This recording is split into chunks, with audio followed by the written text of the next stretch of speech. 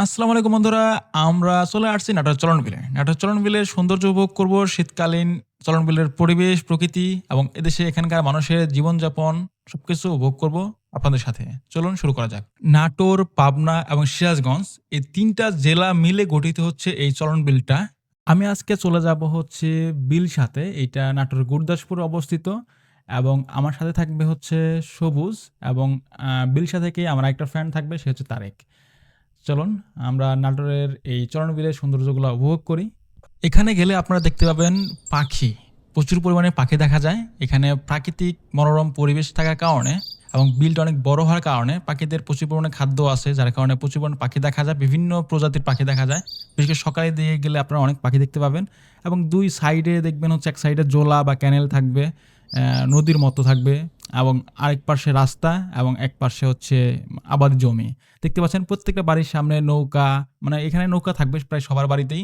এবং এখানে দেখতে পাচ্ছেন গ্রামের মানুষ যারা এখানে শাক তুলতে চলে আসছে। মেবি বৈতার শাক বলি আমরা।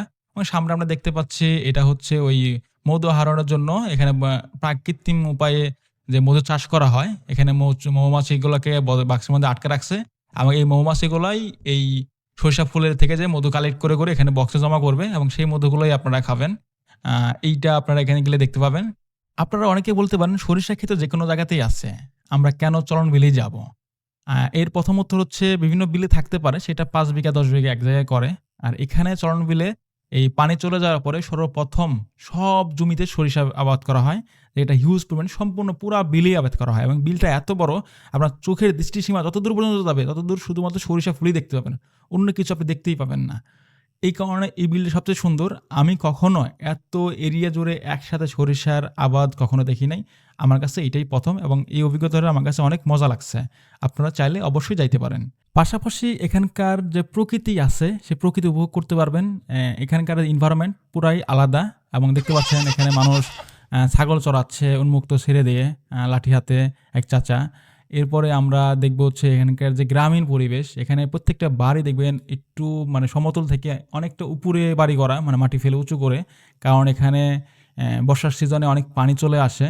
এবং আপনারা দেখতে পাচ্ছেন ডান সাইডে এখানে গরুর গোবর রেখে দিয়েছে শুকানোর জন্য। এটা জ্বালানির অভাব পূরণ করবে। এই গোবর জাল দিয়ে আরকি ভাত, তরকারি এগুলো রান্না করা যায়। এটা যেহেতু বিল অঞ্চল, পানি নিষ্কাশনের জন্য পর্যাপ্ত পরিমাণে জায়গা রাখতে হবে, ব্যবস্থা রাখতে হবে। যার কারণে আপনি অল্প কিছুক্ষণ পরপরই অনেক বড়, বড় ব্রিজ দেখতে পাবেন। এই ব্রিজটা যদিও ছোট এবং এই ব্রিজকে কেন্দ্র করে এই এলাকার যারা শৈশবে যারা ছেলেমেয়ে আছে, ছেলেরা আছে, তারা এই ব্রিজকে কেন্দ্র করে অনেক কিছু ঘটে। এখানে গল্প করে, আড্ডা দেয়, ঘুরে ফিরে ব্রিজের নিচে লাফ দেয়। বর্ষার সিজনে ব্রিজ থেকে লাফ দিয়ে জাম্প করে পড়ে। এই ব্যাপারটা আপনারা বর্ষার সিজনে আসলে দেখতে পাবেন। আমরা চলে যাই এখন সরিষায় জমির মধ্যে এবং গেলে আপনারা এই সরিষা ফুলের থেকে মধু কালেক্ট করতেছে। এই ব্যাপারটা আমরা দেখার ট্রাই করব। আপনারা এই ভিডিওতে হয়তোবা ক্লিয়ার বুঝতে পারতেছেন কিনা জানি না। আমি জুম লেন্স দিয়ে আপনাদের একটা ভিডিও করে দেখাচ্ছি। আপনারা মনোযোগ সহকারে দেখবেন। আশা করি অনেক ভাল লাগবে।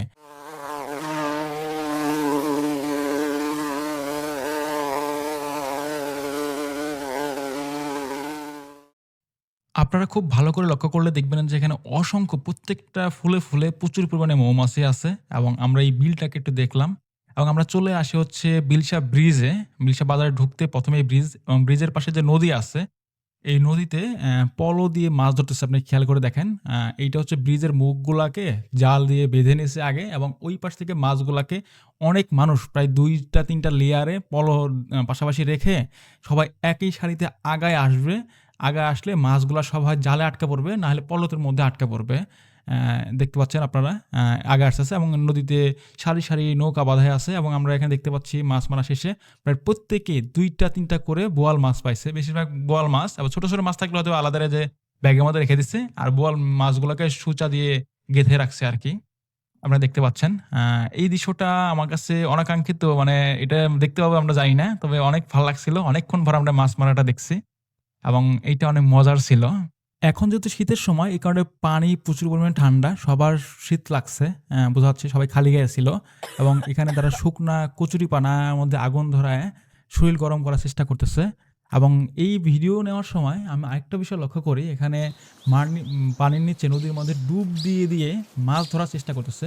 এখানে হাতের মধ্যে ছোট জাল নিয়ে জাল দিয়ে চাপ দিয়ে মাছ ধরার চেষ্টা করতেছিল।